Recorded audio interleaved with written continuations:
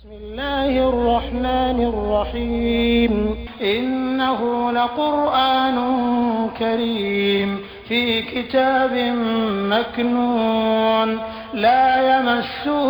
إلا المطهرون تنزيل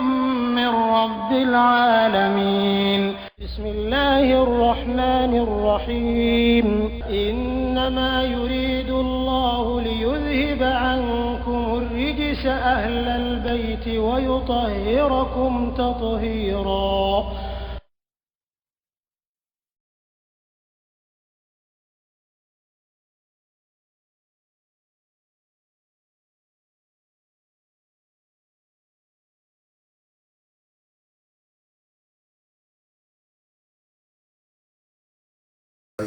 Wato cewa ya jirike anisa a yi jirika kafuru musoma sadaqatihinna namu ukafuru na furula ninjinatan jiri sugu biyadola fahin tekuna sigatala ni jekela labo awye anshay'in fin dola minhu kabo furu na furu inkono nafsa inkundola fakulu aw ka domu hani'an ni nɔgɔya ni diya ye mariya min n'a ka ye diɲɛ ka bɔ furumuso yɔrɔ o la don a kɛra komi kalajogo a kɛra komi masandisi dɔ ye c'est-à-dire kɔrɔna b'a fɔ cogo min na n'i y'a filɛ cogo dɔ la a kana k'i kɔnɔ komi lagosili dɔ ka taa muso ka côté dɛ sansi wɛrɛ bɛ yen c'est-à-dire faamuya wɛrɛ bɛ yen wari bɛ mɔgɔ min bolo ale bɛ taara munan dɔ de kɔ o munan tɔgɔ awɔ o bɛ mɔgɔ dɔ wɛrɛ bolo i bɛ taara san ɔhɔn i taara ka taga munan san o munan feerela ale mako bɛ ka sannikɛla ka wari de la mais n'i yɛrɛ taara munan ta ka ban ka wari to i bolo don o tuma na sannikɛla feerekɛla ale sigilen bɛ i k'a tɔɲɔ c'est-à-dire misali kuma in faamuya min bɛ ɲini na kuma in kɔnɔ kɛ o de y'o ye kana miiri ko muso ye marchandise ye o sansi o to yen mais i b'a faamu sira jumɛn kan ni feerekɛla n'i taara ka minɛn san a bolo et puis i banna ka wari d'a ma i b'a ye i k'a tɔɲɔ cogo min na a sigikun de y'o ye. Voilà, o yɔrɔnin k'a yira k'a fɔ ko n'i ma muso ka furu nafolo di ani taara mɔgɔ ka minɛn san ka ban k'a ka wari d'a ma i k'a tigi tɔɲɔ cogo min na kɛ o faamuya de bɛ i kunna n'o tɛ muso tɛ marchandise ye mais a bɛ fɛ k'a tɔɲɔni yɔrɔ de yira i la n'i ye muso ka furu nafolo dun mɔgɔ ka marchandise n'i y'a ka wari ta n'a y'a sɔrɔ a y'a minɛ ye 1000 ni ka 100 di ka 200 bɔ a la dɔɔni min tora kɔfɛ 200 ni min tora kɔfɛ a ka marchandise prix la n'i y'a dɔn ka sɔrɔ a ma jɛn ma mun b'a la i yɛrɛ b'a dɔn ko sarali b'a nɔfɛ n'a y'i convoqué commissariat i b'a jaabi oui a ka minɛ sɔrɔ 1000 a bɛnna o de kan et puis ka 100 di ka 200 to yen sans son accord ni kuma wulila i bɛ mun kɛ kuma kɔrɔ ye ko cɛw n'a ma muso ka furu nafolo d'a ma lahara a bɛ kɔri cɛ commissariat n'i ye dɔrɔmɛ 1 ta furumuso ka nafolo la ani sannikɛla ka wari tigɛlen ka sɔrɔ a ma kɛ n'a ka diɲɛ ye a bɛɛ kelen o faamuya de bɛ yira i la parce que a mot ninnu bɛɛ bɛ kumakan in kɔnɔ yan mais n tɛ fɛ ka don loga bonda ninnu na siama de n'o tɛ nihilata nin bɛ o de di dili la c'est-à-dire dili sugu min a bɛnna min kan prix min kan o di o bɛɛ de di i ma ye kɔfɛ a bɛ nana fɔ ko fa in tibna lakum ni diɲɛ kɛra n'i bɛ fɛ ka dɔ bɔ wari nin na k'a dɔn a ka kɛ ni feerekɛla ka diɲɛ a bɛnna 1000 de kan n'i bɛ fɛ ka 1000 ta wari nin na a fɔ karamɔgɔkɛ ne kɔni k'i ka minɛn na 1000 de kɔnɔ dɛ mais vraiment est-ce que i tɛ se ka diɲɛ ka i 1000 filɛ nin ye i tɛ se ka diɲɛ ka 50 di ne ma wa wari ti ta ye tugun wa kelen ti tay a borele ku cho me ya remplaçant taw no e munani otmana kana mi ko kuma we bore ku ko be se ka do boara ka dum comme tu veux de non munandi rima do wati tay to otmani e fe ka do bo wane na safa ka wati ka je wala wa intibna lakum shay'an kala su wa atu ala ko ay jini an-nisa musu sadi niye srama yala kafir yala angu corona ka kiti abi adbade ya bere plan voilà furu mo ni nyon tie abi mo ya yere plan kafir ya tala srama ya tala dote joy so do kati hinna ibe se akara so do kati hinna au sudukati hinna ne latan dile sodukati hinna waye ka funna froyi aya do man ne latan dili no ya su be do la problem tala mnan dile ma chema dubo mnana ya asira wa dile ma e be la ba yake wayo ala ko la ne latan dili la de yi kam na so ka ba wala umma muso danya andi mo atafaleni ne latan aya di ama muso ma nihilatan ime aka edofa chugum na yo fle sodukati hinna ko olu muso parce que sodukati te mudofu ya hinna e mudofu leyi muso kanda frodi ka funa utalo autate sanikala itati ka wore tu mi itawe kama shandisi otmo ko so ayo wani edofa ka doma ko ke chewu ka aboku na kwa ko furuna forenge autate de et puis marcher fora tate hali demuso yere fa tate parce que domiru e do fara ka di muso damalima so do kati hinna ni tieni muso tun fara le menyo ka sa ka ko mbage bo jendo ni be furuna furu nga ko la ke atuma ke so do katu hum bala ni chekere fara la muso kemeka domiru be di che jama wo menia ma domiru di che jama ma ka beke muso jama e dron yo ani ro dingene de furuna furula bange bo ka fo ne ya faaye ne ka la mo adore abora ya ka ke hani ka ga e goro sara so dukati hin ayo ka furuna furudu ne hilata dilila akana miskala zala kitigala fa intibna ni jaye kala lakum ni furuna furudu diala lakum awye akara chela ka akara musuka mo yo musuka para yo wala ma kera hal furuche yere de lakum ni ça c'est général akana a bere ben drompe ko muso fakele ou bien muso ka parandole hal che min furuna furu bora min boro biere ko be yoro na mutla ko le ayaye fa intibna ni furuna furu diala lakum awye aw doye aw muntate an shay'in ka bo fendo la min furuna furu ina no ya so ka furu shama ni dam les infos be ku furu be baranda furu be tant vraiment eko vraiment itumbe hectare kelen nema ala kamburuma yirma na yan wachindo misala burma wala ma sagani misini bawo abere dilama furuna furu ko bon vraiment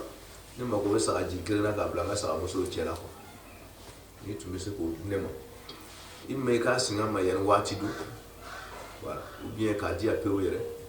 otma ibe ni fendo diali furuna furu konona furuna furu yoro do diali ye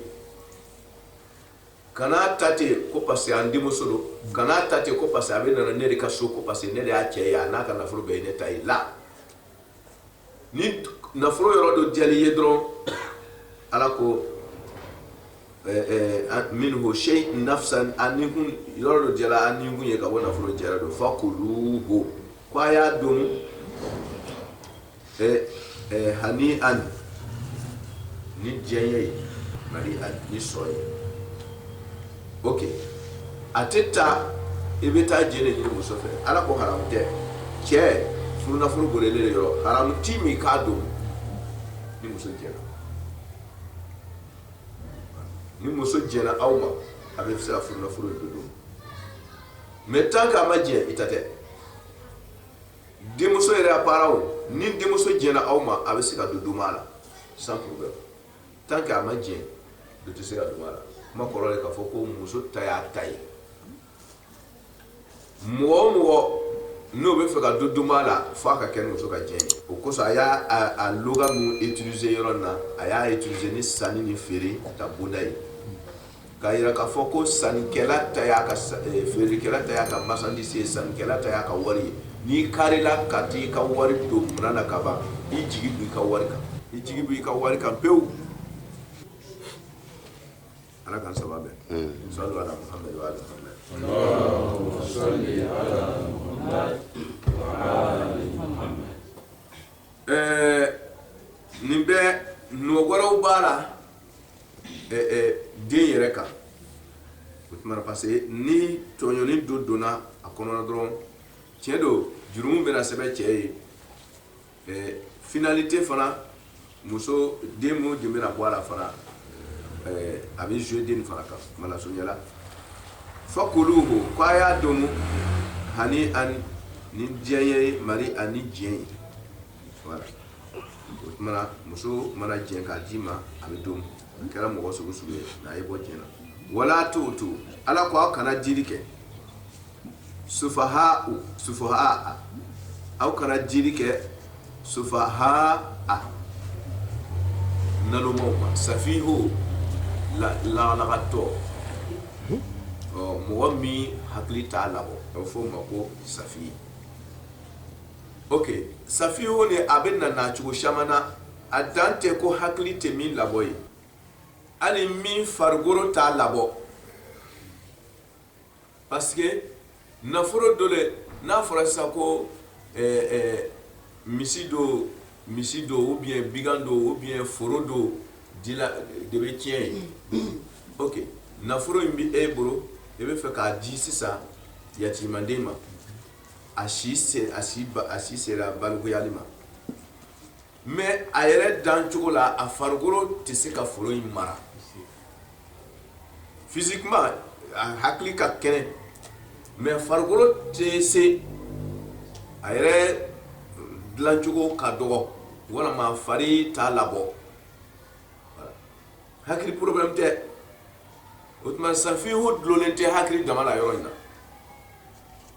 ni a bɛna nafolo min d'a ma n'a farikolo tɛ se k'a gérer hali hakili dafalen don o ye safihu maana c'est à dire safihu kɔrɔ de ko nagasi bɛ min kun mais ko mɔgɔ ka teli k'a utiliser hakili ka nagasi bonda le kan sinon c'est général hakili tɛ bɔli kɛ labɔli kɛ ka ko ni gérer 1 farikolo tɛ bɔli kɛ ka fɛn gérer 2 hali ni n'a ka jogo tɛ labɔli kɛ a bɛ don a kɔnɔ ça veut dire quoi i bɛ taa sɔrɔ a farikolo ka ɲi hakili ka ɲi mais jogo jugu f'a sigi n'a ye wari d'a ma a b'a ta ka diɲɛ bɛɛ tiɲɛ n'a ye n'o tɛ a ko bɛɛ dafalen dɛ mais a jogo de man ɲi f'a sigi de a bɛ sɔn ka taa dɔrɔn min a bɛ sɔn ka taa sunkuru tigɛ a bɛ sɔn c'est à dire a bɛ wari tiɲɛ quoi c'est pas une économiste nafolo dun a kelen ta tɛ dɛ a kelen ta don a kelen ta tɛ a kelen ta don ya juma parce que a fa tiɲɛ don ou bien a balimakɛ tiɲɛ don oui nka nafolo in ye diɲɛ bɛɛ ta de ye wari min b'i bolo kalifa de ni population bɛɛ kɛra tiɲɛnikɛla ye kɛ jamana tɛ ɲɛfɛtaga sɔrɔ o tuma f'a ye se wariw gérer cogo la f'a ye se nafolo gérer cogo la ni foro min b'a bolo a ye se a utiliser cogo la fɛn o fɛn b'a bolo tiɲɛ la parce que tiɲɛ ye nafolo sugu bɛɛ de ye nafolo sugu b'a bolo kɔw de b'a bolo ji b'a bolo a donna a bɔra o tuma na f'a ye sa gérer cogo la n'o tɛ n'a kɛra fasigi k'a tiɲɛ kɛ a conséquence bɛ kɔse population ma ala ko mɔgɔ mun dafalen tɛ o ka ɲɛnamaya n'a siraw la a kana nafolo d'u ma k'a sɔrɔ o tiɲɛ ye o ta ye o ta don mais a kana d'u ma parce que mun kosɔn ale bɛna tɔɔrɔ kɔfɛ population yɛrɛ bɛɛ bɛna tɔɔrɔ mana sunya a kana dili kɛ sufaha mɔgɔ daɲagalenw ma mɔgɔ mun dafalen tɛ jogo la o dafalen tɛ o dafalen tɛ farikolo la o dafalen tɛ hakili la o tuma na i b'a sɔrɔ yɔrɔ dɔ la a bɛna nafolo min d'a ma ni hakili ko problème drone ba akola na hakili da farme abadama mais dobe hakili ko toye fargoro ko de boye no ma dafa kana dama ko pasa hakili da farla no fargoro ko defo tala mais jugo ko defo le bala tant que ni jugo fana da farente ni na foro to ndara dilama do abicie otmana aka korosi akana dama di jugo la di otmana aw mu ye kotiruye aba gérer c'est ça wala tutu sufaha amwalakum imai ay sigatu shani amwalahum akunga ke amwalahum mais aw kana dirike woma aw kana forola imai ay sigatu shani parce que nous da fante olu kana forote tuko olu ko ngo kana forola kana forote mais ala sigatu yirma amwalakum ko kana foro mais ka so yatimo kana forole souvent ni yoro na ba yatima de ngoni mais nugo yatima de hani mi bora yatima ya cadre kono parce que yatima ni bal goda tu n'es plus yatima mais na hakiri ma dafado kasura abal goya ou bien afargol tel comme ka mun fofo otmana mugo na beni yatima ya cadre kono na mugo mi te se kaka ko gérer akara fargoro côté akara côté sugu ala ko aw kana foro le sisa oui mugo hakiri chena ala ka be hakiri nyamuru ni fato na foro ba ka mara ko ataya kana foro mais atate fara d'une manière na foro be amu ye fato ke akoti wuli aka mara ba wuli Batman, ko so ala siga tu changer ka foko amwala ko aw kan nafuru parce que ni nafuru na ya dawa sa na tentation blala ga bejelo jamana bangi le bebi parce que wandu nga ko wala ko ka do mo sisa aya beto o bien aya di do ma ka hakrita dafa ou bien afaru da beta a change jamana do kono ya fe mi abeta ji aju do ma ya fe o ba o bi do ala ya Otmana minte se mina na yere kado atise kan ko gérer milliard batin baburu aka économie donia masama do na farla kan ka gérer na yake jamana be bonno wala mais na ya dama ko passa atai abeta jamana ko na développer ka auto ya parce que ni fasigi ya te fera yere ma ko jamana ko na fo ka ta fera yere ma dama de jamana dukai Otmana ukoso ala we sigatu yermana ko nyaayere de be ko nyi ko chiedo aw halala teche do halala do nga nat na seka ayere ni jamana nafanaye attention aya ko c'est ça akana furule abetali na ya foko atay akon lura bereya ala ko wala tutu suba amwalakum aw kana furule c'est ça abetalo onyale ka au sens de allati nafurumi ja'ala Allah ta'ala kelike lakum awye qiyaman joyrola nefa qiyaman awfe qiyaman nefa qiyaman ala jorodi aw mala c'est nafurumi abata ka ko gérer naye ka ko nyarabo naye aw yere ka responsabilité ya ba kono fana abebe kiyamanda otmana responsabilité do be aw kan na furu nkorosi na furu njole meni ko shama nyarabo liye aw ka nyarama ya kono ala le oke aw ka mo ya dana wudu misi udira ma okoso furu udira ma fare fu udira ma okoso otmana kata fara aw ka sanu na kam na furu to bela jelika aw ka die ko nyarabo nawndo ani nyongo chemgo ya ta nawndo atsika bo mo yala ala ya blala o yala ka kewadi voilà du goro be doboro fargoro tafe fargoro be doboro du goro tafe voilà biga be doboro hakri bere tala kala mara hakri bere doboro biga tale fe aw dun tinye ka fon nunko naw ma fara nyonka ni ya aka mo ya siri naw ni ali nyongo cheka adaba de ya tama mana duka do dafa ala ye jɔyɔrɔ di aw ma ala ye kɛlɛ kɛ aw ye jɔyɔrɔ la ani responsabilité ya la ni nafolo ninnu kan o tuma a y'a kɔlɔsi dɛ k'a fɔ ko yatima tɛ a ka nafolo ye a y'a d'a ma n'a kɛra min ye ayiwa ala ko k'i y'a man dɛ vous tous vous avez des responsabilités sur ça warzukuhum ala ko tiɲɛ don nafolo ye o ta ye ni o tɛna se ka mara k'aw k'a janto a la o fana ko tɛ o parce que adamaden ko n'i bɛ dɔ fɔla wulu ye ko kuru ye ko i ka dɔ fɔ korokun ye toujours n'ala kumana ka taa côté dɔ la dɔ kana ta kojugu ka taa o tuma a bɛ kuma kɔsegin tuguni ka dɔ bugɔ yan fɛ pour que k'a bɛɛ équilibré k'a bɛn cɛmancɛ ma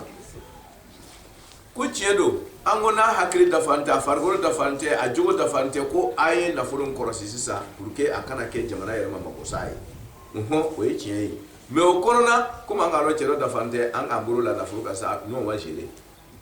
cɛ yɛrɛ y'o kasila kɔngɔ bolo sisan nafolotigi a ye dereke dɔ ye fara la ko parce que k'a hakili t'a labɔ tuguni fatɔkɛ a b'a ta ka taa bɛɛ dɛbi a fa ka nafolo b'a bolo ko non k'a hakili tɛ dafara kɛ tuguni a b'a to a kun fɛ sisan a bɛ taa laji nɔgɔ cɛ ma ye warisuko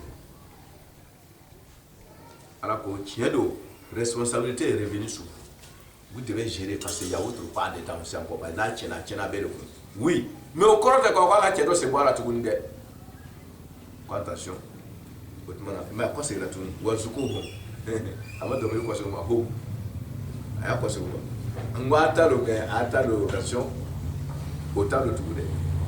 a y'o sɔn o ka nafolo don a y'a don a y'o harijigɛ a la warisuko hɔn o tuma na a bɛ ladon ɲa min ma den a ta de y'a ka fɛn ye a tun kan k'a gérer mais comme capacité dɔ de k'a manqué voilà o ma nafolo in bɔ a ta ya la dɛ o tuma na a y'a seko d'a ma min kan k'a ka ɲɛnamaya gérer a b'o gérer n'a ye normal a kana to a ka degun a kana to a ka tɔɔrɔ voilà o yɔrɔ nin a y'o yɔrɔ nin kɔlɔsi warzukuhum fiha a y'a harijigɛ a ka nafolo la dɛ a y'a janto a la tiɲɛ don ala ye responsabilité kɔsegin aw ma mais a ka jɔyɔrɔ b'a la a kana to a ka kule waksuhum a k'o fɛrɛ labɔ a b'a dɔn nafolo in y'a ta ye ni n'a yɛrɛ ko tun dafalen b'a yɛrɛ bolo a tun bɛna hectare développer cogo min na a y'a développer ten peut-être il pouvait manger chaque jour a bɛ se ka sogo jɛ ni 40 ta san ou bien a tun bɛ se ka pomme domu a ka repas kelen-kelen bɛɛ la mais comme o nafolo tɛ aw mun b'a ladonna nin kun mais ni yatimanden ni dɛsɛbagatɔ in tun sera k'a ka nafolo gérer a gérer cogo la a tun bɛ se ka nin kɛ ten o tuma aw mun b'a gérer la o gérer cogo la a y'o d'a ma hali n'aw yɛrɛ t'o ɲɔgɔn sɔrɔ ka don n'a tun bɛ normal a tun ye nafolo gérer a tun bɛ se ka samara carte min don a y'a d'a ma a kana fɔ ko parce que aw de b'a gérer la place la oui aw de b'a gérer la place la mais jɔn ka nafolo o tuma a y'a fɛrɛ labɔ hali aw yɛrɛ tɛ samara min don min ka kan n'a ye a y'o k'a ye dumuni sugu min ka kan n'a ye parce que a ka nafolo don dumuni sugu min ka kan n'a ye fɛrɛ labɔ min ka kan n'a ye dayɔrɔ min ka kan n'a ye yɛrɛkanfɛn min ka kan n'a ye a y'a d'a ma warzukuhum waksuhum wakulu lahum a ka ban ka fɔli kɛ o ye kawlan fo kana maarufa fo ka ɲuman ni min k'i t'a fɛ ko n'a dun tɛ i bɛ se ka kɛ fɛn ye wa ala ko a ye to ma wakulu tiɲɛ don responsabilité b'aw bolo aw kɛlen bɛ ka a ka jɔyɔrɔ bɛɛ d'a ma aw kana dimi o kɔsɔn ka kuma jugu fɔ dɛ aw b'a jɔyɔrɔw d'a ma aw yɛrɛ min jɔlen bɛ ni ko ye hali a tɛ se k'o ɲɔgɔnna kɛ a la parce que aw ta tɛ nafolo ye a bɛ dɔ ta de gérer n'a ye e bila bɛ kɛsu kɔnɔ n'i bɛ miliyari jigin a kɔnɔ dɔrɔmɛ kelen ta banni i ka sara ni min bɛ d'i ma o de y'i ta ye i bɛ miliyɔn compter par jour n'i b'a bila forotigi ka compte la ka sɔrɔ e sara ye 20 kalo la mais n'i ye 2000 ta k'a fara kan k'a kɛ 22 i bɛ kiti e tɛ se ka dumuni bɛrɛ kɛ n'i ka 20 ye mais e min be kanga ko nyarabo naforotigi ale be se ka wa mwando par jour ni e ta fait ko passer de ba gérer ko fara be domingue comme que inya woro ah ouais tiens do yati manden de se ba to ni fasigi ni naforo drama ba be kunci so na jona fe e de kelembe ka naforo mblasenga mais aba tsabo kala mika kanaye boye mika kanaye ala abade ama ko ka tiere boye aka kani mobili mi aya dama aka kani shibo mi aya dama kaso e mi yere ba jere la etato ere ka kani mi yedro ita e baraka dini ni le farate al jeno yere makoti ni me onata ala ko ni taw fe ka kuma jugu fa ma nyaworo wa qulu lahu ay foli ke o yeni be ko fe kawlan fokana ma'rufa fokana ouais ale la gala to ere fara na lo kuma do do fa ba nya ku corona be kirkira kando vima me onata ibanya be kuma kanyana ouais welbe wabtalu alako ay la jarabirike bara le bede nga fa de bi suran dam na ngo kiti do le bena di suran kiti aya odo sari alba de ya yere be nyara boni nyuye ka bere o blanye be iku hakiri ka bo ala hakiri ka bo ni ta ate sumawo wala ala de hakiri dan utmana ikany mo ya be dlan chugo minna dote yere do senka dote do gashila kafir fara silamaka fato fara haklimaka muso fara cheka bela jele tabe nyara wa chugo minna ka dansi be ni be che do kana nyama dola wo masaka kiti wudi kala sunya wala kala tidia wabtaru ala ko ayla jarabirike examiner ibtila ako responsabilité min dila man na fulu nuna ayre ka bati gumbe comme dimesen no o korwa yara wala ma fatoke aka flake on pense aujourd'hui que vraiment ça va hein quoi comme ça ala ko abe warche enkute ou bien ka furu karfalate ou bien ka izuni takadamati Kronge, atra frère quoi qu'elle là, on fait quoi? On examine d'abord. Aba dama dona aba gérer donner vous êtes prêt. Deux, ala kuna balkuyala quoi kana furu dama. Mais est-ce que a balkuyala pratique bi bonabe anga lon kona si conseiller sanitaire dura ni chelo. Dimo sur la 6 à 5 contrôle. Mais na furu mi flani, am se ka gérer wa. Ay commencer ka dama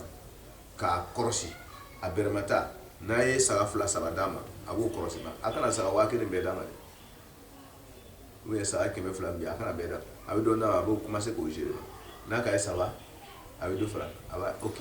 otman nafro de ba buru aywa adun ka ye ko che aka fasigi ya dablala ajugo commencer ka tlinka nyamalo parce que outma marala ka saba ke foti mi tumbala o foti commencer ka ba mais angana girinte ka takadama akana takamro buru chinga seri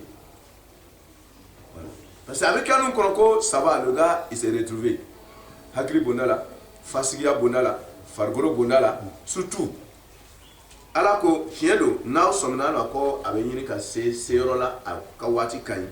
wabutalu aye la jarabiri keula ayo examiner wabutalu yatama ayo ale yatiman ayo la jarabi hatta furulu idha atmana min balaghu parce yatamani ambe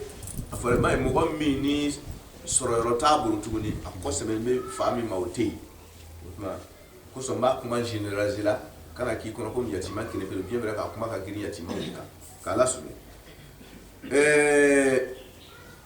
hatta ko furulu imai c'est-à-dire que na ka lon ko aka ko nyera do aka ta enku ka dama de wabtalu yatama hatta cette istimrariya do bi avec continuer na don c'est jour à jour kaloni kalo do ta yere beta sana avec commencer ka kalfala don hatta furulu avec to la jarabi ndate na ba examiner don ni na furuka kalfali ala ida atmana min balaghu no na se an-nikaha ko nyana boni ko so ni mu ya ka furkeke vraiment ça va ouais ko fo n'a sera furu ma i b'a ye balikuya ni furu a balikuya sɔgɔma wula fɛ ka furu siri o tɛ o ni mɔgɔ balikuya sisan waati dɔ de bɛ tɛmɛ a bɛ sɔrɔ ka furu kɛ k'a d'a ma il a la responsabilité maintenant ka se k'a ka foyer gérer o tuma nikahu ye foyer gérer mot de ye ko n'a sera furu ma n'a sera ko ɲɛnabɔli ma parce que ni ka mɔgɔ ye furu kɛra dɔrɔn a bɛ se k'a ko ɲɛnabɔli o la k'a lasurunya o tuma na n'a y'a dɔn ko min balikuyala a kana sin ka nafolo d'o ma n'a y'a dɔn ko min kɛnɛyana a kana sin ka nafolo d'o ma ten n'a y'a dɔn ko min farikolo k'a yɛrɛ sɔrɔ a kana nafolo d'o ma ten a y'o lajarabi dɔɔni dɔɔni o fo n'a taara danganiya sɔrɔ tuma na min na hatta yabluga hatta idha balagu nikah fo n'o sera furu ma ça veut dire que n'o sera ko ɲɛnabɔli yɛrɛ kɔrɔ tuma na min na ka hakili dafa a bɛ mun kɛ sisan fa in anastum mai ko n'aw sɔmina a ka tora lajarabi la a dun sera seyɔrɔ la a ka lajarabi kɔrɔ a y'a ye ko a bɛ se ka ko dilan fa in anastum n'a nana sɔmi o de kɔnɔ sa ka dɔnniya sɔrɔ rushdan kanda dafalen na hakili dafalen na ko nin kɔni ko tiɲɛ yɛrɛ la an y'a lajarabi k'a ɲagama bɔ k'a kɛde a y'a bɛɛ ɲɛnabɔ ko ala ko n'a sɔmina o de la sisan fadfa'u aw ka dili kɛ ilayhim ka taa u ka amwala o ka nafolo la sinɛ fifu amwala kun tɛ tugun la responsabilité parce que a tɛ se ka population tiɲɛ tuguni a tɛ se ka jamana bin tuguni ale yɛrɛ il se sent concerné maintenant qu'il est parmi ale yɛrɛ jamana pied dɔ ye ale yɛrɛ adamaden jama jɔnna dɔ ye a y'o lɔn sisan o tuma a ye nafolo d'a ma sisan il va participer dans le développement a b'a yɛrɛ développer k'an tɔw développer fadfa'u ilayhim amwalahum a kɛra o ka nafolo sisan o tuma i ta ye tuma dɔ la mais i ta tɛ tuma dɔ la mais sisan komi i bɛ se k'a ɲɛnabɔ i yɛrɛ ye k'a ɲɛnabɔ mɔgɔ wɛrɛ ye don a kɛra i ta ye sisan wala ta'kuluha ayiwa an bɛna boli han an bɛna boli wala ta'kuluha ko a kana domu an ka dumuni fɔ a ye ka tɛmɛ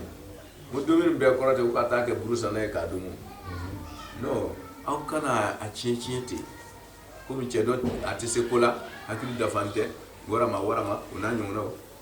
a bɛ guruguru k'i bolo kɛ a kan wala ta'kuluha a kana cɛ ka nafolo domu o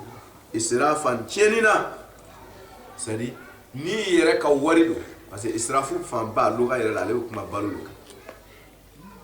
an k'a dɔn tiɲɛni sugu bɛɛ dɔ bɛ sɔrɔ ka don a kɔnɔ tiɲɛ réseau tɛ ɲagamilen o tuma na tiɲɛni bɛɛ bɛ se ka wele israfu mais a concentré mot nin yɛrɛ concentré o ye baloko ye i k'a dɔn komi nafolo in t'i yɛrɛ halala ye n'i yɛrɛ halala tun don malo min bɛ san 80 tun bɛ taa o de san komi halala tɛ dun komi ale fana bɛ dumuni kɛra e kan bɔ ale la ale dɛsɛbaatɔ ye ale ka nafolo min bolo i b'a si la ko komi ale fana bɛ dumuni kɛra nin ye i bɛ sin dɔrɔn ka taa 200 malo min kilo ye 200 i t'o san i bɛ profiter a senfɛ a ye israfu o ye tiɲɛni ye ni demi kilo de bɛ aw bɔ i bɛ to ka to sa 1 kilo o ye israfu ala ko a ye janto a la a kana déborder nafolo domini na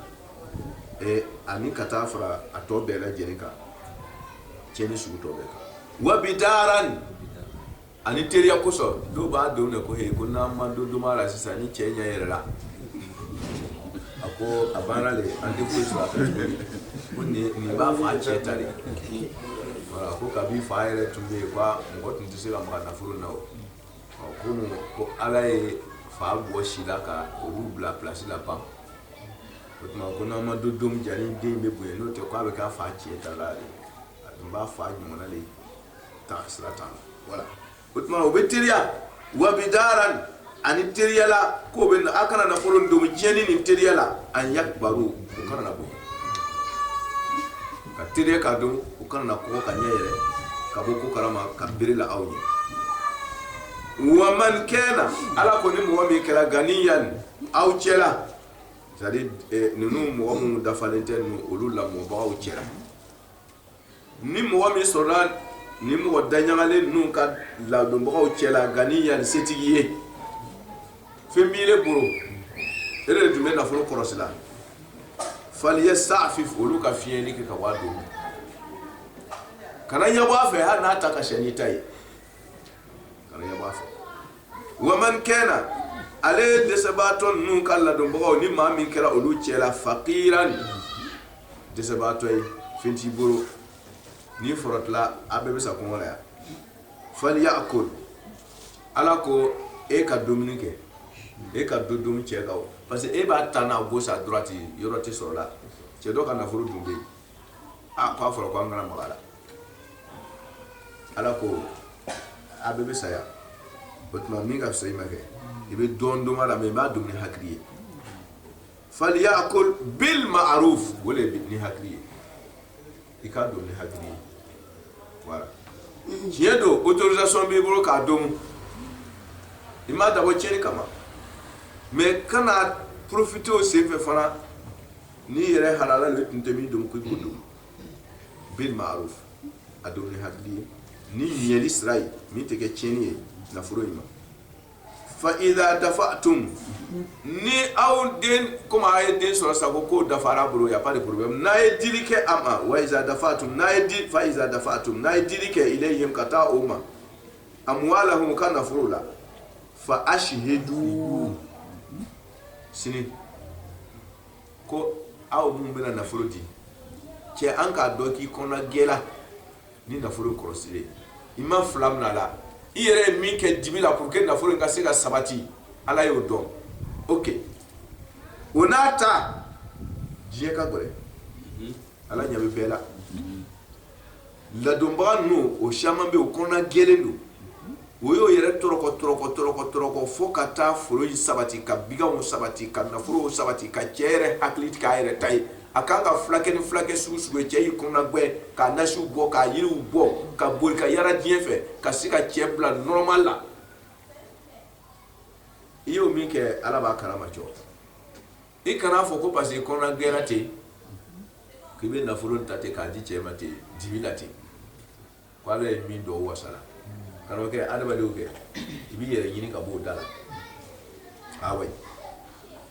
u ala ko fa ashhadu ni kona game be ko fe ni bina na furu di dew masaki se wara wati na fa ashhadu ay serious gi alaihim alim woka yemi flake fa hakiri ka yere soro bini ka foko no ko jome se ka ne jara kituguni parce be ka hitu wo shila ka kona chuguna ko tara de mo serious ka contre que de A à Z na furu di ma domi c'était ça min dona ka kola voilà ça min tola voilà ça mo témoignage avant kadam fa ashhadu